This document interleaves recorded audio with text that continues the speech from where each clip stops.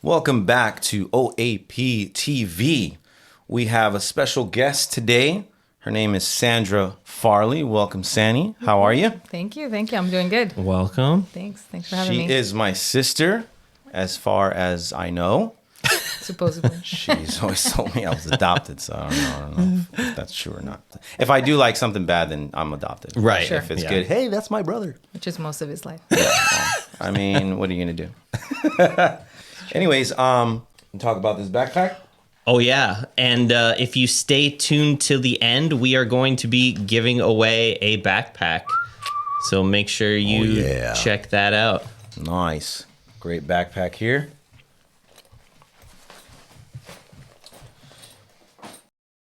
For Sanny, if you guys have not seen Sanny play pickleball, you probably haven't been playing pickleball a long time. She's Certainly not in the Orlando area. Anyway. yeah, she's played everywhere. You know what I mean? That's is that Johnny Cash? I've been everywhere, man. Jacksonville, Tallahassee, because I don't know, whatever. Yeah. Okay, cool. You can't read your notes. Yeah, I know, right? That's how bad my writing is. So, Sandy, we had talked about the last podcast that we did. We talked about like our intro to pickleball. So we were wondering how you got into pickleball. So my intro to pickleball was about almost 4 years ago. My Faja, my dad, Pickleball Pete, introduced me into pickleball. He tried very hard for a long time for us to play. We just thought it was the dumbest thing because it was called pickle. The dumb name. We're like, So he just one day took me out to the park and I played maybe a couple of times and then COVID hit. And being that, we get to live right next to each other, which is pretty awesome. He drew up a couple of lines, got out a net, and we started playing that way. And it was so much fun. The whole family was able to play. And then we just got addicted from there and just fell in love with it. That's awesome. And you had said before that you drew up lines on the street. Drew up lines on the street, on the driveway, wherever we had the net with us. We just it's a real addiction. However you could get the fix. That's right. I need my fix. So what about the female perspective as far as like in mixed, especially because there's so many mixed emotions and playing? Do you let the guy take over? Do you want him to stay on his side?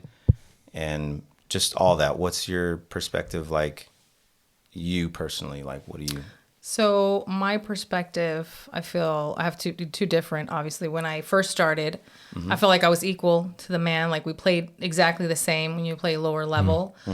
So I felt like, stay on your side, get off of my side. There's a line here and it's there for a reason. Landed the line in the sand. Yeah. Do not cross. Yeah. No, I'm not stagging. No, I'm not doing this. Right. But then as I started advancing, I started realizing, well, the guy normally is a little bit stronger than I am. He can move faster than I am. I'm a little bit older, not too old. Yeah. And my partners are usually a little bit younger. So then I saw the value in stacking. I saw the value in letting that person be the right side player. And I hate to say it like knowing your place, like setting up your partner. Yes, of course you could be aggressive and everything like that, but kind of also maybe knowing your place just a little bit, right? It depends on who you're playing with, who you're playing against. I do feel like sometimes men feel like they can just overpower the game. And a lot of times, for me personally, that has lost my game. Yeah. Where I feel like, well, you're coming all the way over to the right-hand side. Yeah. You're definitely not Ben Johns. Yeah. If we're playing an advanced game, you obviously think I'm an advanced player. Let me get that dink in type of thing. But I feel like maybe men just feel like, they just have to maybe do too much or so much. So in a woman's perspective, I feel like, yes, that's his place. He should take over a little bit more, especially if you're dinking so much, because I feel like a lot of times the girl's getting like 80% of the balls. Right. Yeah. Yeah, for sure. So I feel like sometimes that pressure is on the guy. And so that's why they come over to take the ball. And by all means now I'm like, I'm moving out of the way. Take the ball. I'm communicating. Yeah, you, right? Yep. But I guess just know what to do with the ball, basically, and just don't overdo it. But I mean, at this point, I feel like it should happen. Guys are stronger. They can move faster. Yeah. Yeah, it shouldn't be. It's not down the line anymore. Right. It's especially now they have like a lot of power shots. Yeah, and stuff. for sure. Yeah, definitely not. I think it depends too, like on the skill levels.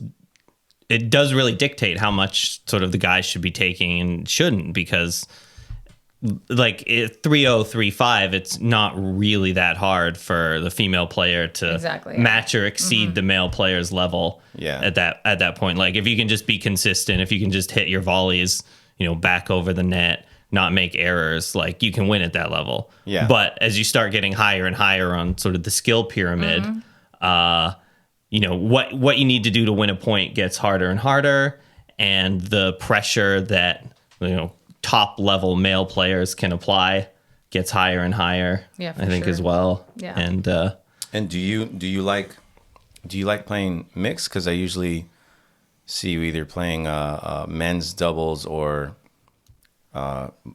playing with yourself. That came out wrong. Playing singles. Yeah, I do that a lot. Jesus. You heard it here First, folks. That's terrible.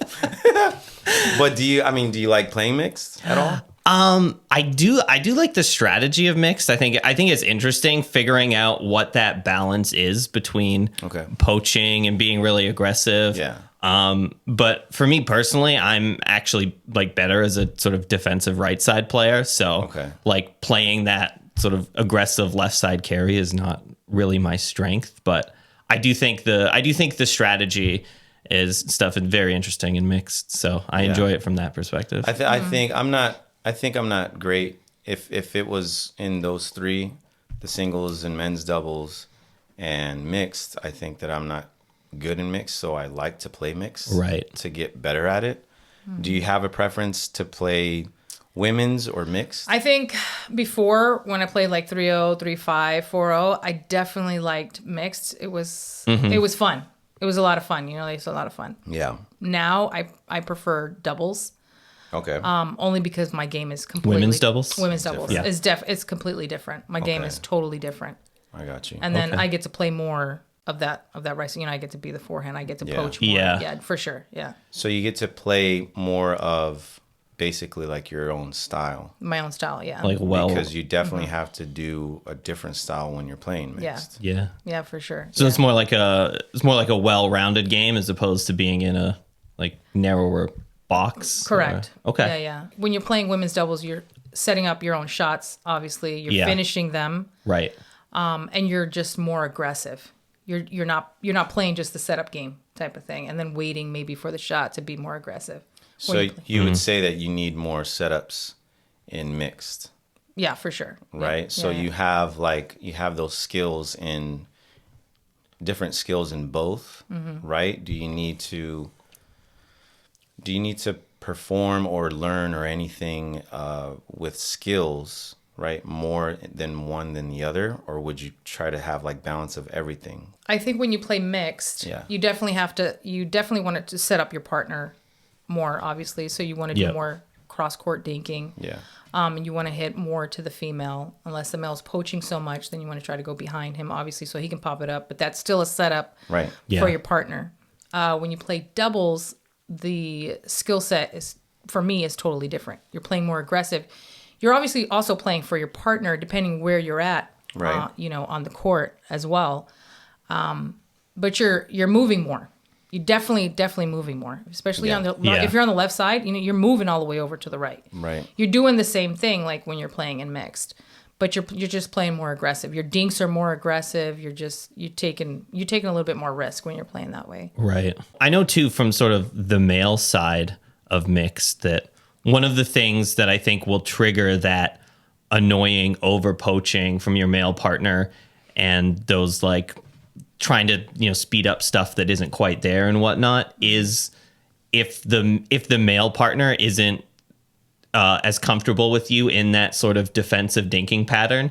Essentially, like if they think they're going to come out, if they think your team is going to come out behind and you're going to lose that like forehand to forehand cross court, that can be what triggers the guy to come in and take a ill-advised poach or speed up or something because they feel like they need to do something to help the team, but it's just not there.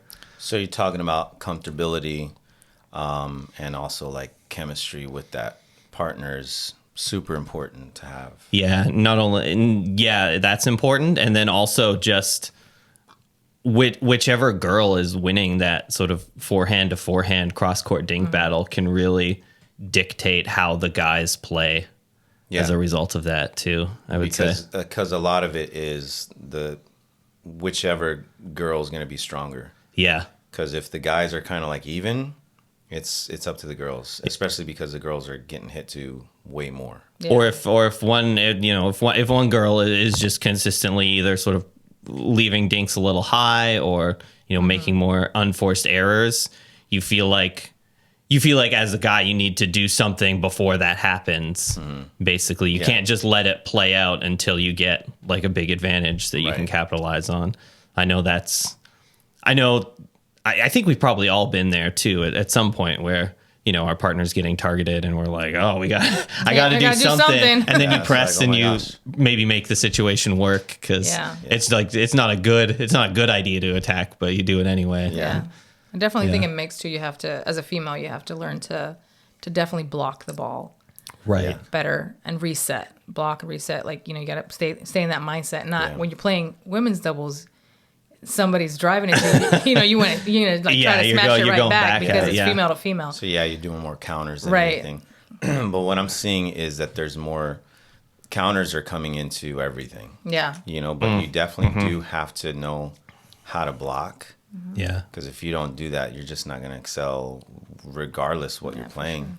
Sure. It's definitely going to be a problem if you can't block and all the balls are just going to go popping up. Yeah. I mean, every aggressive male player at some point early in the match is going to say, I'm going to hit a couple as hard as I can at the girl and see what happens. Yeah. And sort of, if you mess up those blocks, they're just going to keep coming until you're not messing them up. So would that be like a tip for like beginners that you think that you would tell them to learn to block for sure? If definitely to block the drives for sure, block them, and then, you know, if you get pushed back, definitely reset. Don't try to drive it back. Okay. Yeah. I think that's important. Yeah. What do you do if a guy is, you know, if you're stacking left and right and the guy's across from you and he's just sort of taking every opportunity to attack? Do you like to try to, you know, do you try to reset a lot to get out of that, or just play everything cross court? How do you? I'll try to reset until I can get back up to the net. Yeah. Yeah, definitely. Yeah. You reset it more. Yeah, just reset it more until I can get back up, unless I got the shot. But yeah. Right. And I wanted to talk about what you do, like if you have any preparations for tourneys and stuff like that.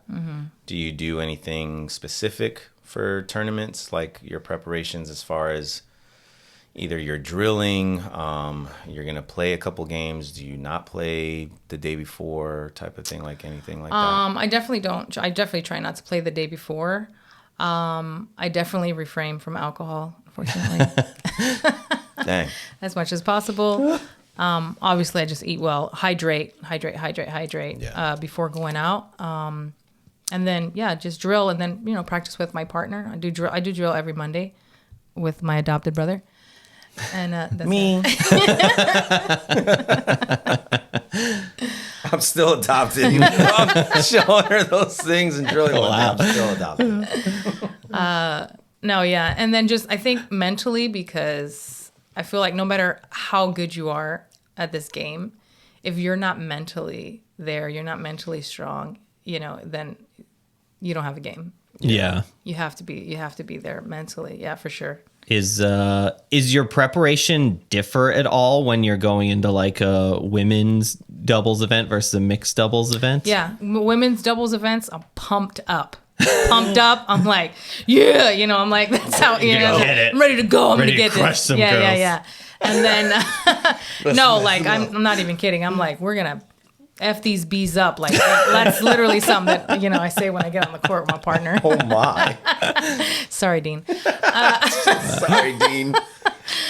No, for sure. And then when I play with mixed, you know, it's totally different. I'm like, trying to pump the guy up, being confident, being positive, you know, and I'm just thinking to myself, you know, I know what my job is. That's what I'm going to do. I'm going to set up when I got my shot, I'm going to do it. I'm going to attack the girl if she's in front of me. I'm definitely not going to attack the guy as much, you know. Yep. And I'm just looking for shots and setting things up and just communicating with my partner for sure. Okay, so it sounds like it's like you pump yourself up in when it's women's, and then mixed, you're like more supporting and being like the hype man type of thing. Yeah, where yeah, they for come sure. in and Because be like, let's go, let's get it. Guys just don't got it. They don't got it. They don't want it. It's all strategy. Do you have like a pump routine or something when you go into tournaments or anything? No, I just if I start playing bad, I just start muttering to myself and calling myself an idiot and Lord. telling me to get it together. Yeah. Yeah, I've seen. I usually try to stay like if I'm playing a serious game though, I try to stay away from too much negative muttering at myself and try to stay a little more like supportive with my partner and right. whatnot. Yeah. You try to stay there because what Sandy is saying is like it's mental. Yeah. And that's part of that mental game, right? Before, during, and after.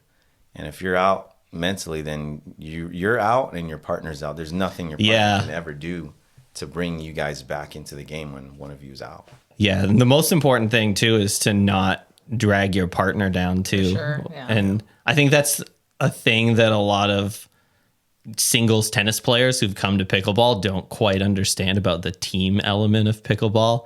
Right, that it's a team. Yeah, and that it's fine if you're out there by yourself and you're, Novak Djokovic or whatever, and you're playing bad and you're screaming at yourself and screaming at your coaches and smashing paddles and stuff. But when you start doing that with a partner, it really really makes them uncomfortable and starts affecting their game and putting additional pressure on them. We played, what is it? 1+. Mm-hmm. Yep. And we played a tournament there, not together, but there was a team there, and the dude was like cursing up a storm. He was calling himself all types of names, but he was like yelling it. And he was, crazy names to himself. Super Things negative. we can't repeat on the podcast. Yeah. Like, I can't reach the button to do the beep, beep type of thing.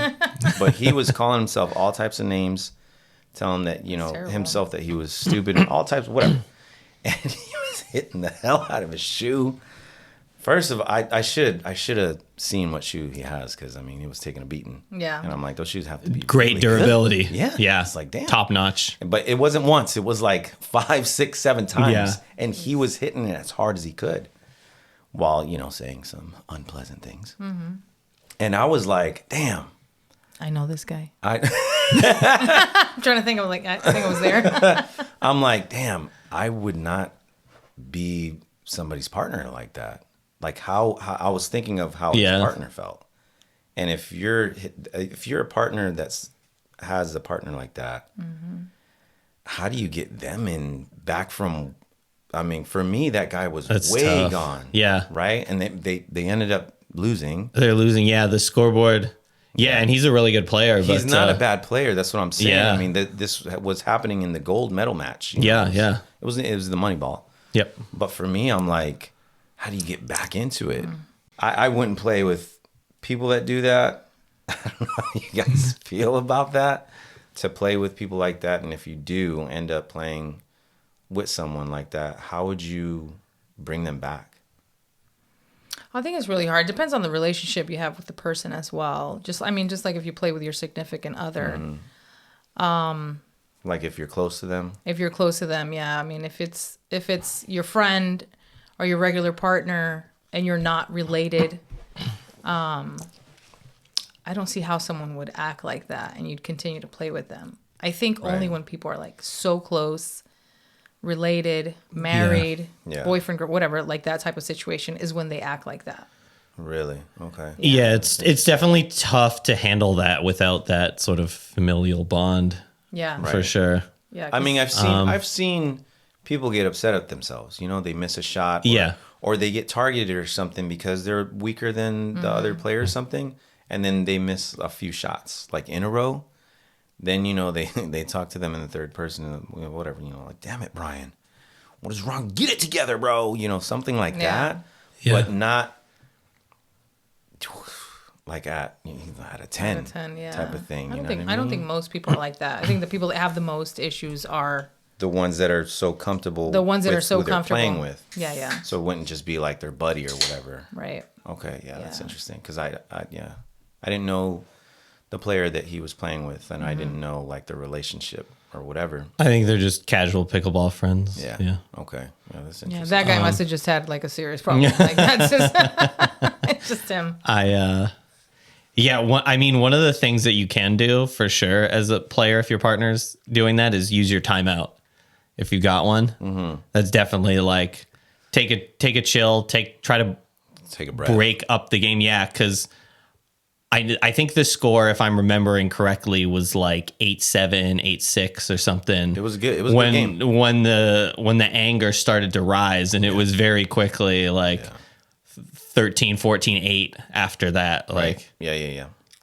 so it's definitely one of those situations where you want to do whatever you can to just not let the bad run keep happening. Like timeout's an easy one. Yeah. If you don't have one, you can always use the old like single player tricks of, I need a towel, or I need a water, or let me roll this ball back over slowly. Oops, it hit the net. let me go pick it up. Tie both of my shoes. Just kick the ball. Yeah, tie my shoe again. Yeah. Past the bleachers. It's like, Yeah. let me go get it.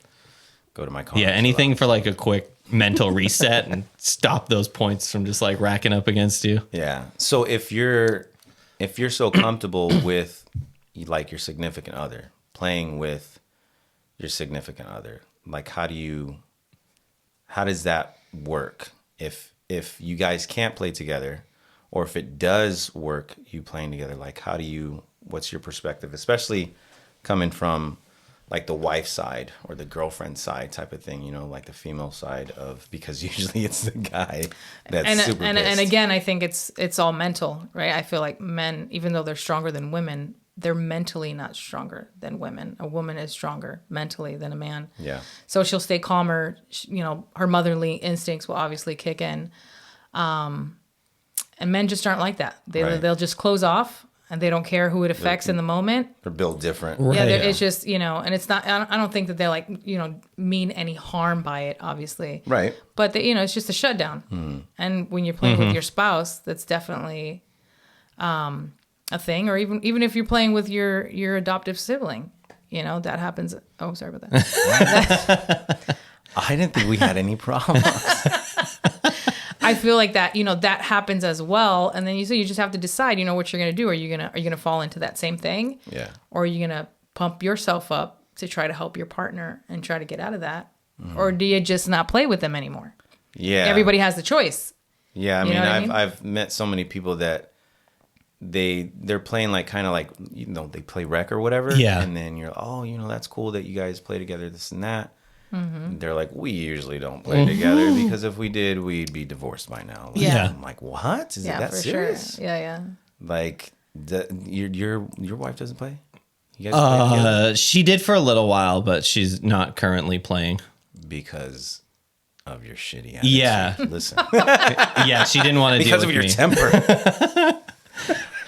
You throw one paddle at someone's head. And they lose their Jeez, minds. like, gosh. My goodness. I think the problem playing with your spouse or partner sometimes is that you almost know them too well. Mm-hmm. In that, like, if I'm playing with Brian and he misses a couple shots or does like a dumb speed up or isn't covering middle and I'm annoyed, I can hide it well enough from Brian. But if I feel that same way towards my wife, it's like as soon as I'm like 1% annoyed at what she just did, like she knows. Yeah. I think it's the expectation. Yeah. It's the expectation. You expect this person. You Right. know what this person is capable of. You know how they can play. Why are you doing that? It shouldn't even be a question, but anyone that's a spouse or a partner, it's the same thing. You wouldn't tell your partner. I would never play with my women's double partner, and if she missed a shot, I wouldn't say, geez, like, why did you miss that shot? Like, why didn't you just hit it in the corner? Why didn't you just... Because you're not comfortable. You let it go. But it honestly doesn't bother me, right?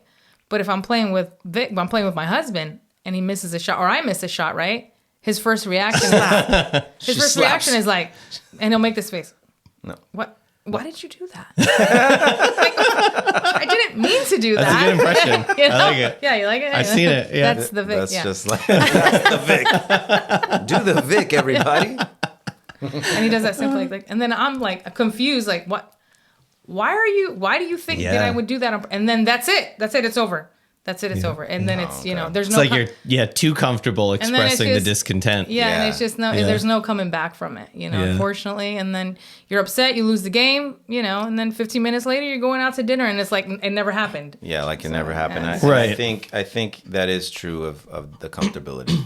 Yeah. That if you're comfortable, it's gonna have you react a different way than you would just either somebody that you met on the court, you know, a month ago or something and decided to play together in a tournament or whatever. And that comfortability does bring that Yeah. out in people. But even if you, I mean, I've my female partner, we've been playing for years.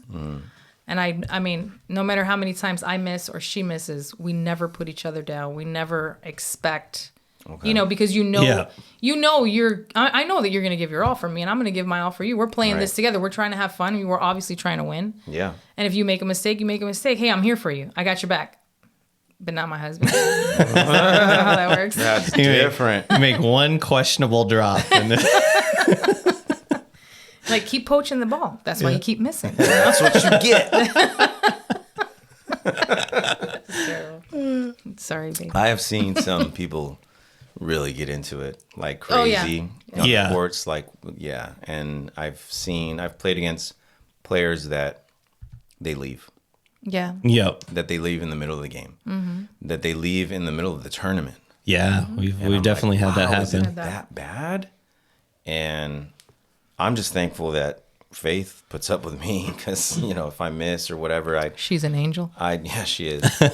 And I don't get crazy upset. And if I get upset at something, it's because I know I have that shot, or I know that I should have did this decision and I made another decision, and I'm like, why did I do that type of thing? Yeah. But you know, I'm not trying to destroy my shoe or calling myself crazy names or whatever. Yep. But I've seen so many people do crazy stuff. And when I said that it's mostly the guys that get upset, I played in ORS.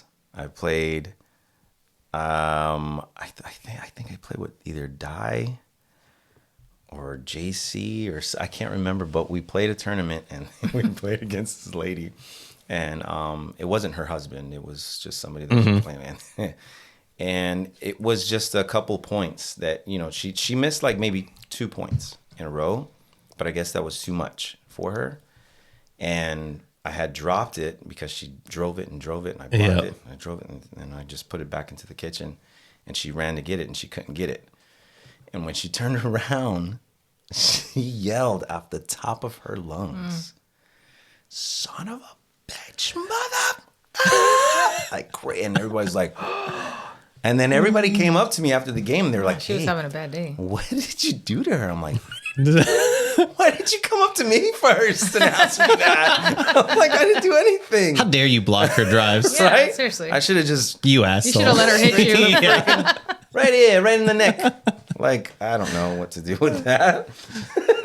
That was like, I mean, there's so many memorable moments and matches. Do you have any?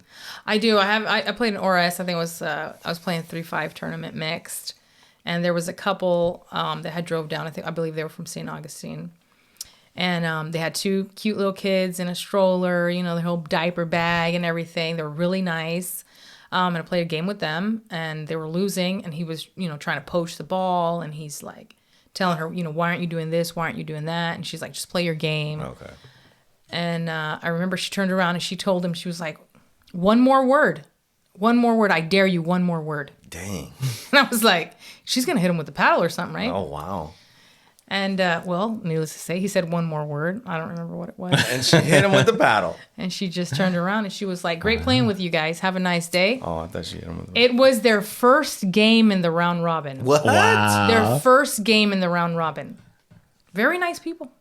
That's wild. So what the hell would I mean, did she get it? Did they get into it while they were like warming up or No, something? I'm telling you, we were all warming up. They're very nice people. I met them. They told me their names. Yeah. I don't remember. I remember that they were from St. Augustine. I was like, damn, they drove all the way over here for this tournament, right? Or as well. And they just couldn't get it together. I don't know if they fought maybe in the car, or sometimes couples put on a facade and they're like, hey, but Yeah, deep down Sometimes inside, couples just fight all the time. yeah, and they're just fighting. And she got her paddle. She threw it on the floor at him. She got her kids that were in the radio stroller. She clicked that stroller and she just gone. was out of or us and she out the door. And he Dang. was like just standing there like, well, like I guess He's the like, game's over. And I'm I need like, a partner. I need an Uber. yeah. I need an Uber, not a partner. All I remember was like, yes, they forfeit. I won that game. Oh, we're 1-0 right now, baby. Come on. Strong start. That's how it needs to be. My goodness. I won. Wow, man. Divorce for them, win for you. Yeah, So. there it is. That's terrible. Pickleball. Listen, Tearing up marriages left and right. breaking up. Breaking 'em up. couples. Yeah. Breaking them up. That's how we do. It's not a good slogan. It's not. So we got to come up with a better one. Yeah, that's not going to attract anybody. Come to our tournaments at Orlando Racket Sports. You'll be separated before game one. Yeah. Find a new mixed partner or get a divorce. Yeah, that's Yeah, but it might have been, because it was so early. Maybe on the way there, he's like, oh man, this is going to be great. Listen, make sure that you keep your damn paddle up, because then she'll probably be like, I think it's rough too having kids, and trying to balance that and play pickleball as well. You know what I That's mean? They crazy. had two small kids in a stroller. Yeah. Right behind them. Yeah. You know what I mean? And it was like server side, we went, but obviously because they had the kids, I was like, well, why don't you guys just play on that side?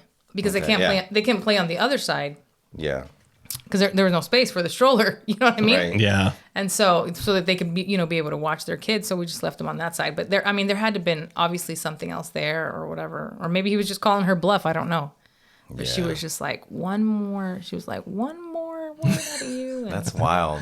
yeah. That's Like this. that's- And she was like, what's that? He said Yeah. something and she just threw her paddle on the floor. And she was like, nice playing with you Like, guys. I'm gone. And she was out. She got her kids. I'm telling you, I was like, Did you ever see her again? I never saw her.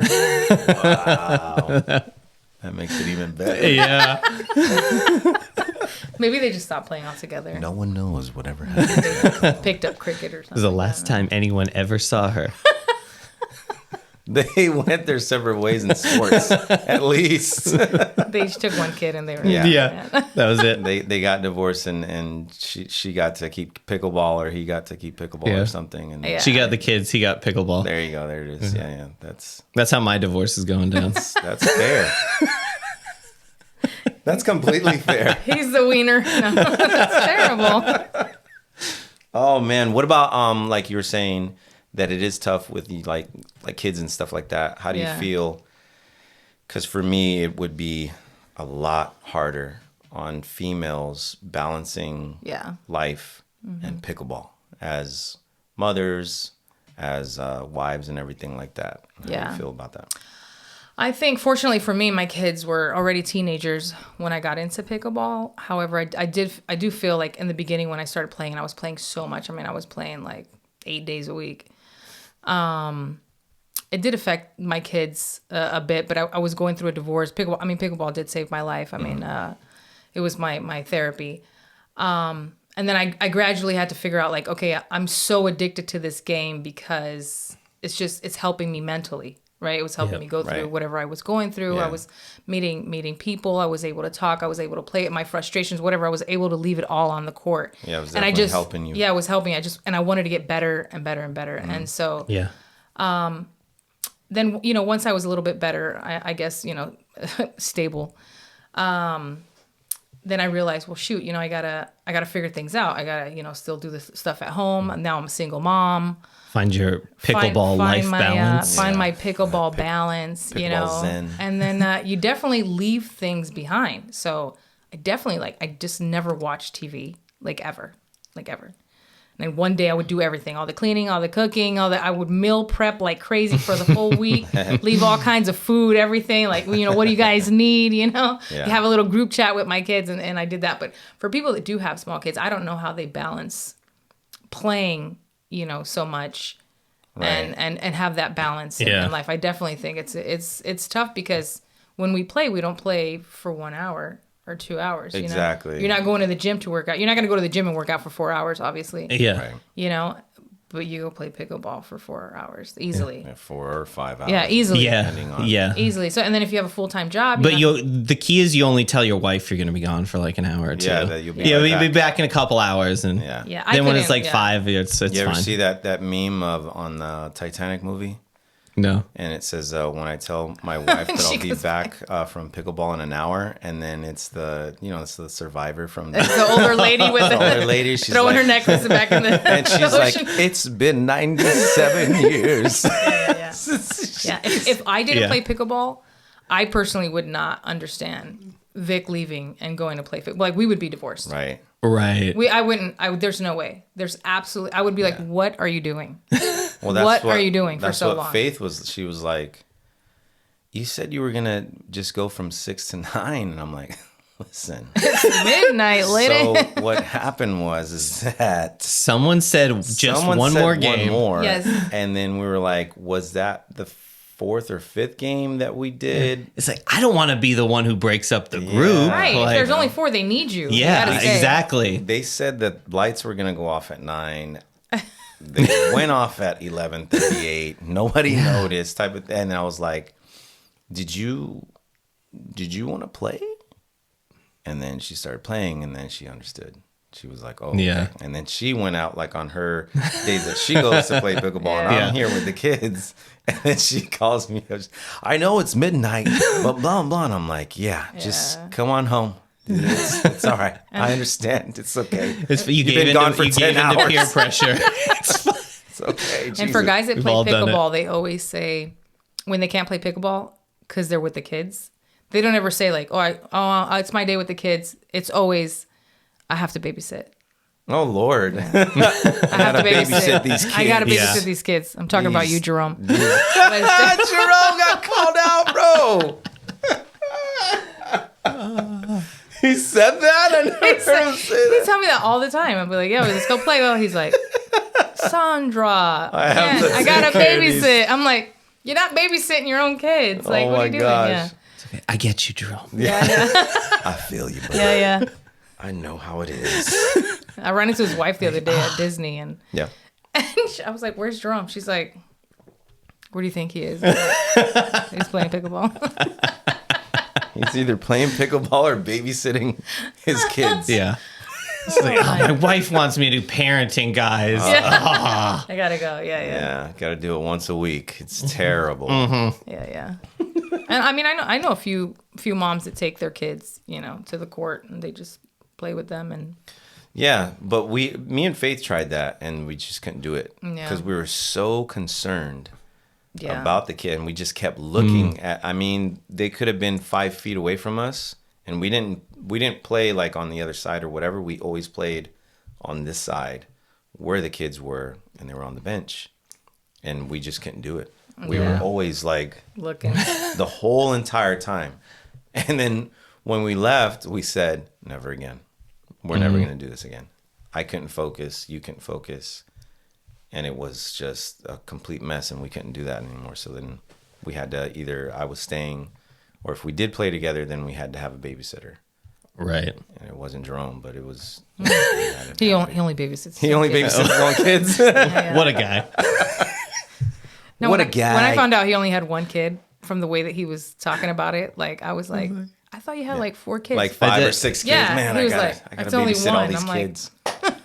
It doesn't matter how many you have. It's just, can you go play pickleball or no? It's really a binary. It's like, oh, Stuck at hold home. on, let me change my kid's pamper real quick. Yeah. That is too freaking funny. Yeah.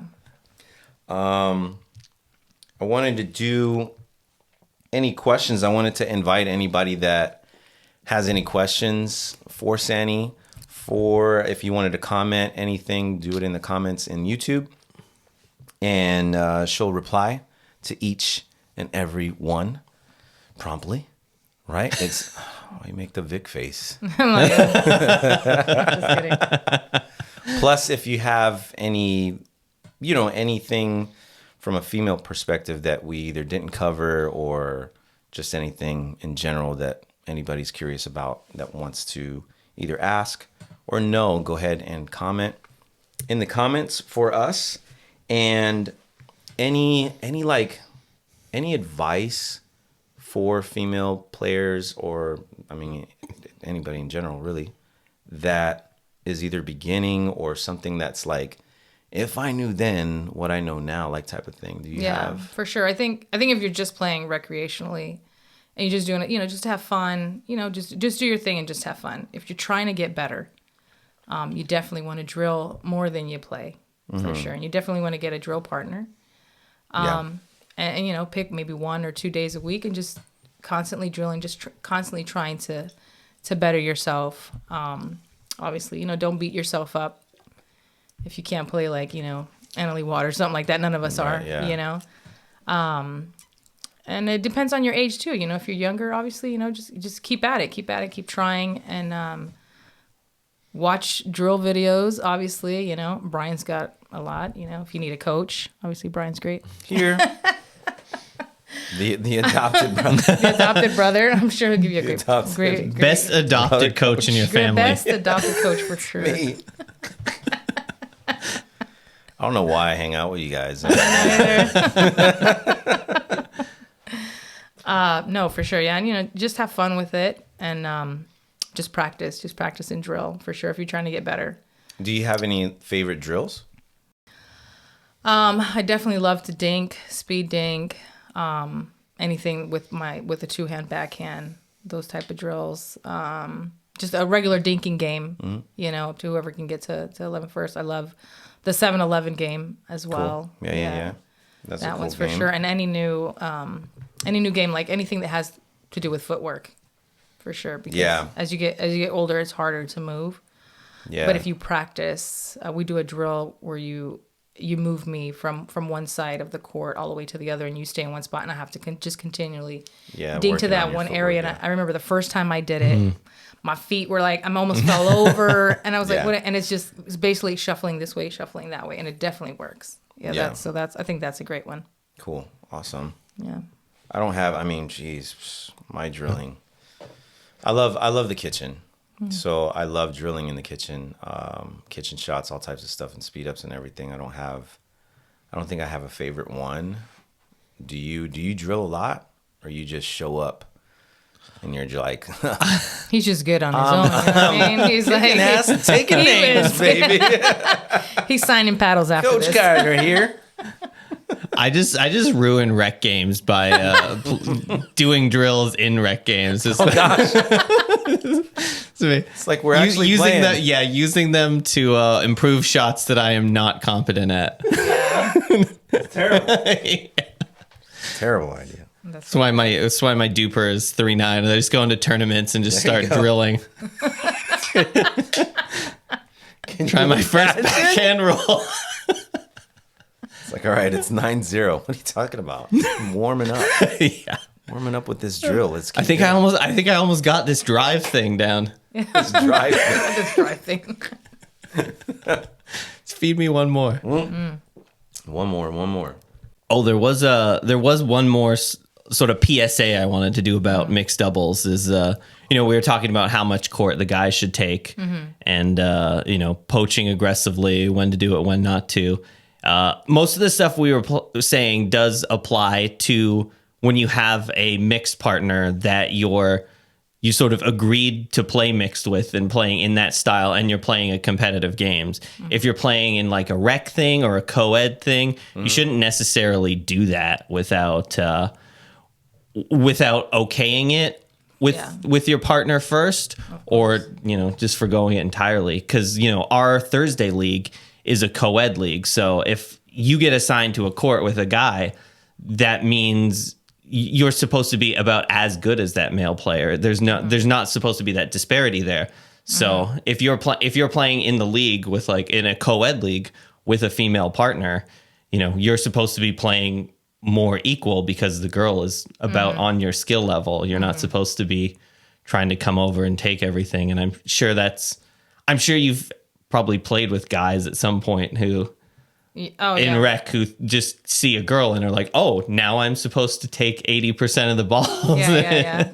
I mean, a rec play, I don't think so. I mean, now I don't think so much. I have played in OAP where the guys think that, that they can do that, or they ask to stack. Right. But I do feel, especially in OAP, when you get positioned with the men that are there, I necessarily don't feel like the women get positions with men that are at the same level.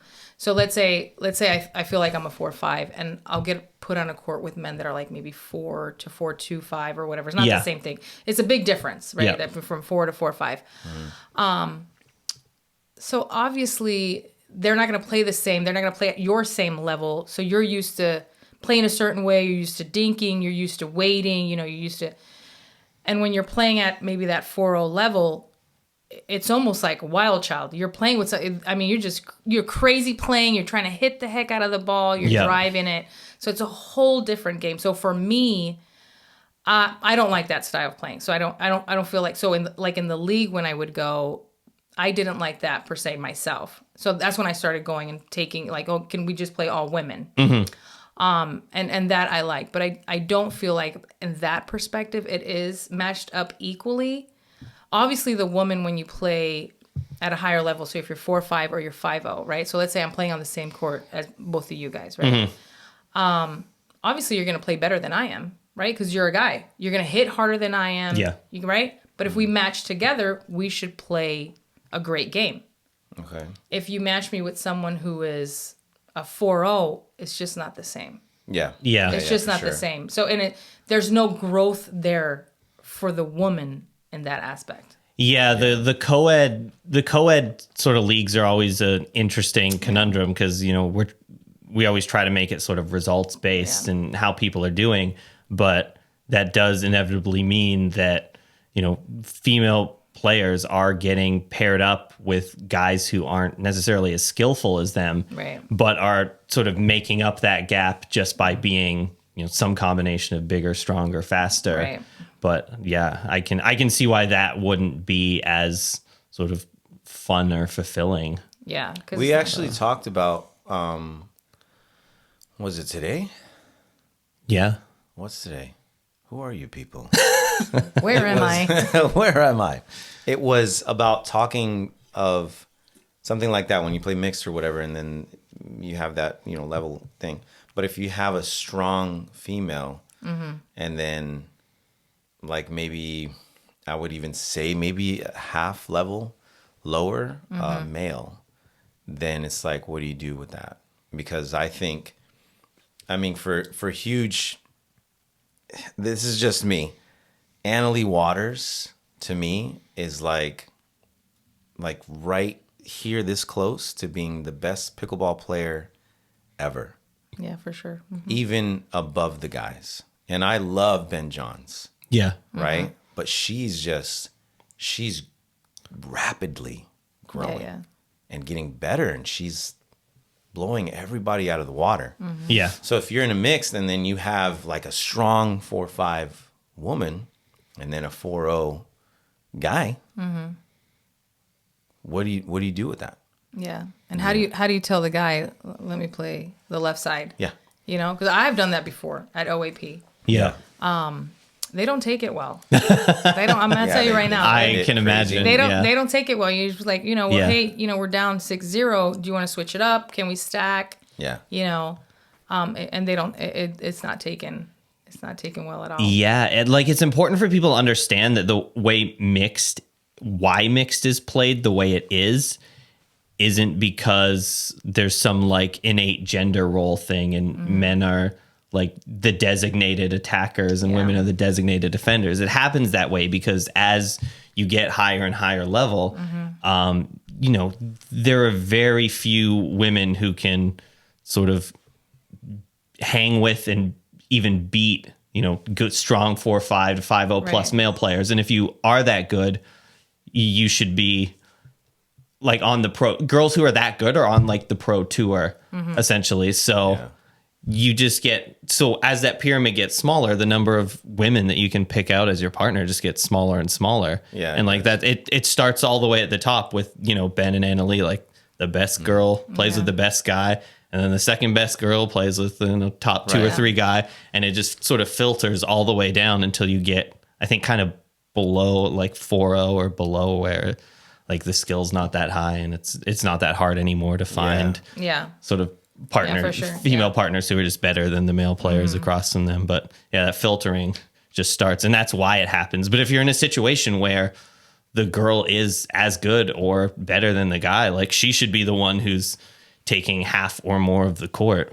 Yeah, to make it even. Yeah.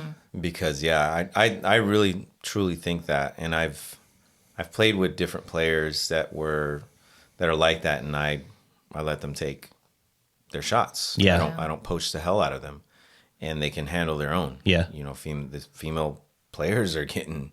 Yeah. You know what I mean? They're not just stand over there and just hit it this way and don't do anything else. They're hitting these balls like really good. They're having really good shots. They're in a better position than you are, than, you know, reaching all the way to come over. We just played in a 1+, and it was that we lost like we had to lose like 5 points in a row or something. And then she went on the left just to switch it up, you know? And I think a lot of it has to do with like your level. If you're maybe lower level to getting it, like, you know, like 3.540, then that like really gets to you. And even some like 4 or 5 players, they're like, I'm not going on the right. Are you kidding me? Like it's such like a pride thing. Yeah. But you see it in pros sometimes. They're losing. Something is going on.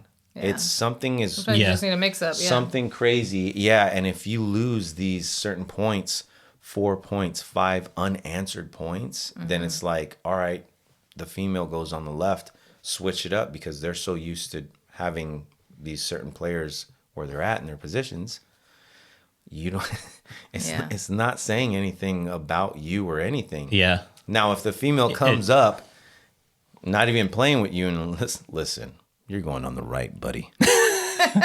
then I could understand. It's like, hey, what Well, have you heard? If it depends who the girl is, right? Like if Annalie Waters was like, hey, you want to play the right with me? I'll be like, absolutely, yeah. You take 90% of the court. You'd be like 5% outside of the line. We'll go win this local money ball. You carried me. I'm like, listen, I'm actually gonna serve it, and then I'm gonna sit over there right next have a to drink. Lee, Watch you cook. right next to your mom, and get some, you know, pointers over there, because she can cover the whole daggone thing. Yeah. Me personally, I'd be like, listen, Annalie, I'm a 4.2 shooter. You listen to me.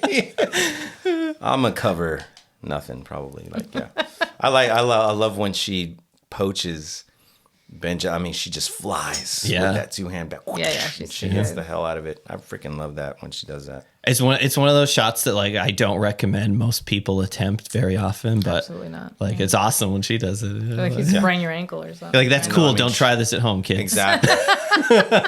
You will definitely get hurt. Something is gonna happen. Either the guy's gonna hit you, you're not gonna put it away. You're gonna be out of position, and you think that you look like her, and you absolutely don't look like her doing the shot. You look crazy, like, you know, just something that shouldn't be. I'm gonna try that in our next game. Oh gosh, here we go. We'll be like, I'm gonna do the Annalie. Give her.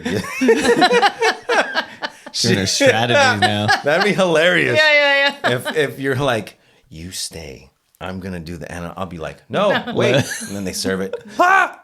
Be like, she's just flying out of nowhere doing something. Not the Annalie. Yeah. That'd be.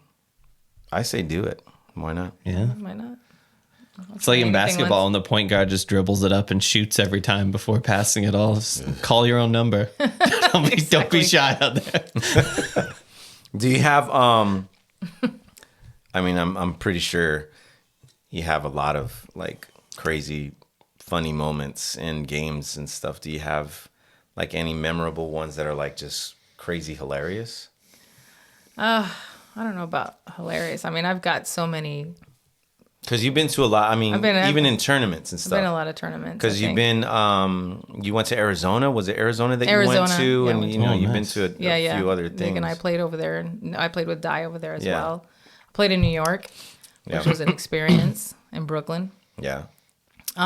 Would you compare what's better in the tournaments as far as like players, the play? I would say the play. Nothing against anybody in Arizona, but everyone that we encountered they were not friendly. Oh, Yeah, they were not like Floridians. It was really weird. Floridians are friendly. Sort of like a Mad Max thing going on there in the desert. It was weird over there, and the tumbleweeds. Oh my gosh! Every man for It was a himself. standoff. Jeez. No, that's what we encountered in Arizona. The players were really good. Yeah, they were not. I would say whatever we thought our level was that's not what it was over there. Yeah. Ah, okay. Yeah, it was hard. And then at the time, Vic had that crazy serve. Right. Before they had it made it illegal or whatever. Yeah. And man, they just couldn't get over because they couldn't get a serve. Yeah. So it was made such a big deal over there, and they complained. Like, I mean, people complain here, but over there it was like at another level. It was every single game that we played. And New York, the people were extremely friendly everywhere we played. Wow. Everywhere we went. That's cool. Yeah, it was really. I mean, we had such a great time over there. I would definitely recommend playing in New York. I absolutely loved it. Huh. Yeah. So, would you, as far as like play goes, where would you rank like Florida? I think right now Florida definitely would be 1 or 2. I think it's getting up there. I think from playing in Arizona and New York at the time last year and the year before, everyone was just driving the ball. The game was so fast over there. Yeah. Not what we were used to. We were used to kitchen, reset, slowing it down, Right. And that was our game at the time. And over there, everything was just the balls were just coming, flying. Would you think that has to do with, remember we were talking about like climate and the balls being harder and softer and stuff like that? Would you, because if it's more dry and colder, longer, the balls are going to be crazy stiff and fly off the paddles more. Yeah. So I think should also probably grip the paddles better in a drier climate for more spin generation. Right. Yeah. I mean, do you think that that's why they do it? Maybe they got a head start in like the smash. Yeah, it would make sense. Like if the conditions are more favorable. Even in Puerto Rico, because in Puerto Rico everything was concrete. Puerto Rico! Oh my gosh, we went there and man, I almost died 5 times, and then we got to the courts. Just kidding. No, no, it was like crazy slippery. Yeah, it was slippery. I mean, it was super. You were literally walking and you slipped. Yeah, because the courts were just. It was just. There was no grip. There was no texture. There's nothing on the courts. Now they have more courts. Now they have, but this was years ago. Yeah. Not quite but playing so over there budget with the anymore. concrete, but the same thing. Everything was ripping the ball. Everything over there was, and the ball just came so fast at you coming off that concrete. It was insane. So that's different then, because then that takes away. Probably hard to make it bounce below the net, right? With that surface. I mean, we could dink, and even when we were there and got to know some of the players, they were like, we want to dink, show us how to dink. Like they just didn't do it. Because we blocked, reset, and then dinked. And they were like, what the hell? Yeah. What sorcery is this? What is this? How did you do that? It was really What's weird. wrong with your paddle that it's why not popping off your paddle? It's like, at first I was a little upset. I'm like, my gosh, what the hell's wrong with these people? Yeah. Like, why aren't they? He's like, I don't know. I don't know why they're hitting everything so hard to us. They don't like us or what? It's like, hey, where's your people, man? Don't be disrespectful. But it was just how they played. Yeah, it's just how they played. Yeah, but it like I'm saying, if my whole thing of saying that it's because of the north, the climate and everything, that takes it all away, because it doesn't even get like below 70 in Puerto Rico. It's super like the balls have to be crazy mushy. over there because it's so humid. Humid, yeah. Yeah. So I guess it just, I don't know. There's definitely an element where if you don't have enough players who are sort of over 4-0-ish and have gotten to that level where they really need to be able to start implementing resets, drops, and dinks regularly, that it's just hard to like practice that and get in the habit. Because like, for sure. if nobody else is doing it, there's never really an opportunity for you to do it either. Right. And then if you can't develop that skill, Okay. if no one else is doing it, you can't do it. Yeah. Essentially. I think that's one of the things we did in the beginning was I just traveled everywhere. Yeah. All over Central Florida to play. I found all the. I'm telling you, she was. That's why I said if you was don't like- know Sandra, Yeah, you I was haven't like, been I'd be playing like, a while. you know, I meet somebody, who's like, where do you play at? And they tell me the court. I look it up, drive around, find a court. You know, when do you guys play? When is advanced night? When is this? When just Yeah. start and we started meeting people like that. And I actually found Katie Way because where I work, I got a few people to play, and this person lived in Winter Park, and I brought her over here to Kissimmee to St. Cloud to play, and it was far, but she absolutely loved it. And I was like, I'm gonna find somewhere for you to play, right? I was like, I'm gonna find somewhere for this lady to play, right? She needs it. Somewhere. And that's how I found Katie Way. Oh, nice. Yeah, and so, just driving around, years ago, and just playing anywhere. And if anybody tells us about any park or any place, we'll go check it out. I like that you're at work just evangelizing pickleball. Listen, It's like, everyone at work knows. join the that I play cult. pickleball. I'll find you a place to go.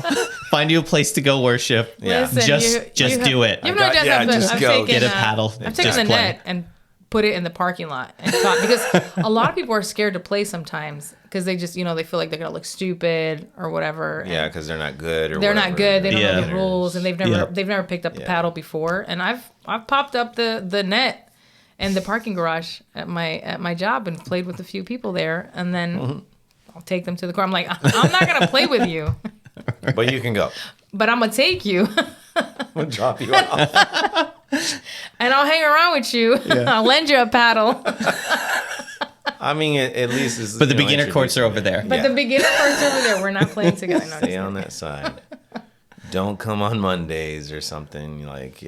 Yeah, for sure. But yeah, that's how I think for sure. If you want to get better as well, you gotta travel. You gotta get out of the element. Yeah, You traveling, can't keep you- going to your little community courts in order to learn. Like you're saying, like if you're only playing a certain way where you're going, you got to get out of there and you got to learn. Yeah. You know? Yeah. You As gotta I- get out as- of the element. I always tell people too, the better you get at pickleball, the more you will be traveling to find good games. For sure. Yeah, Unfortunately. that's what happened. That's what Yeah. happened to Yeah. us. We were at Godwin Yep. in St. Cloud, and we started getting better. And then we were like, this isn't like all that there is of level or anything of Yeah. this sport. And then we started going to different places. We went to Winter Garden. We went to just different, going up Different because places, that's where everything is up there. They have to build some stuff in Kissimmee Council, St. Cloud Council. Kissimmee is so behind with Good the courts. grief! It's But insane. Yeah. we just traveled everywhere, and then I was wanting to just go everywhere, and then it was Sandy that did it. She was just going every freaking where, and it's like anywhere I went, they're like, "Oh, okay, hey, what's up? What's your name? Whatever, Brian Farley, are you Sandra's brother?" I'm like, "Yeah." Or, "Hey, are you the brother of that lady that has the red hair?" I'm like, "Yeah, Sandra." "Oh yeah, she's great." I'm like, "Yeah, I'm a 4'2" duper." You Pretty good guys too. don't know me? You don't know who I am. You don't know me? Now, I remember Do you get more Sandra's brother or more Pete's son? Sandra's brother for sure. Okay. Because if I go somewhere and they came from where, and it's like, where do you guys usually play? I play in Jacksonville. Oh, and they're like, play yeah, in Sandra comes Titusville. here every week. I play in Claremont. I play wherever. I know where I the played game's this. It's like, because it's just in different, areas of Florida, and then Yeah. I see them.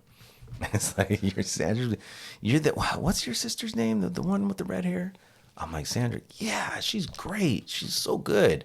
Tell her I said hi. I'm like, oh, okay. I will. I'm Brian. By the way, bye. Type of thing. It's like, damn. Shoot, I remember the first time we went to Clear One on advanced night. Yeah. It was either like a Monday or Wednesday back Mondays and Wednesdays. when Clear One had good advanced nights. And I remember, we're just sitting there and we're waiting for a game, and like nobody is inviting us. And Brian's like, I'm not playing with these douche, like these guys are stuck up, like blah blah blah. And I'm like, if we're gonna get any better, we got to get on the court. Yeah. I'm like, watch this. The game finishes. I walk on the court. I'm like, which one of y'all won? Me and my brother are gonna challenge you. Look, come on, Brian, let's go. He's like, oh my god, this girl. Like, my Lord. But it worked. It did.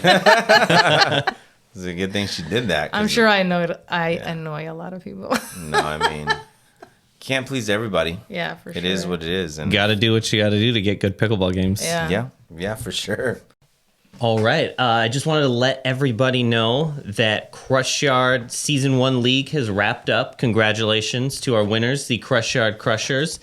If you want to take them down next season, that'll be happening in 3 weeks. So sign up on officialoap.com before it's too late.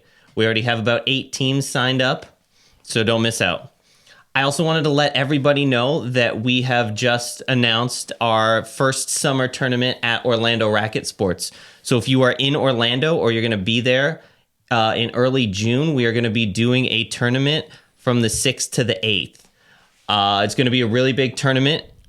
Proceeds are going to help support the Orlando Food Bank, so that's a great cause. We worked with them before, and they do great stuff. We're also going to have money balls for singles, doubles, and mixed. For the first time, they're just going to be part of our tournament. It's going to be a 3-day tournament. It's going to be there's always AC on there, so it won't be too hot. We're also going to bring back the free empanadas for all players, courtesy of Empanada Mama. That's the best part. All divisions are also going to win trophies. The winners are taking home the giant OAP trophies. Nice. Yeah. And there is going to be an early bird discount. So it's going to be, your first bracket is going to be $50, and then the registration for any brackets after that is going to be cheaper. So head over to Pickleball Brackets to sign up for that and get that early bird discount. Nice. Mm-hmm. Don't forget the bag giveaway. Bags here. Yeah, if you liked watching, don't forget to like, comment, and subscribe. And if you want a chance to win a free Selkirk bag, go ahead and comment body bag in the comments. Body bag. My favorite shot. Body bag, yeah. Definitely check out the tournaments. They're great. Yeah. Paddles?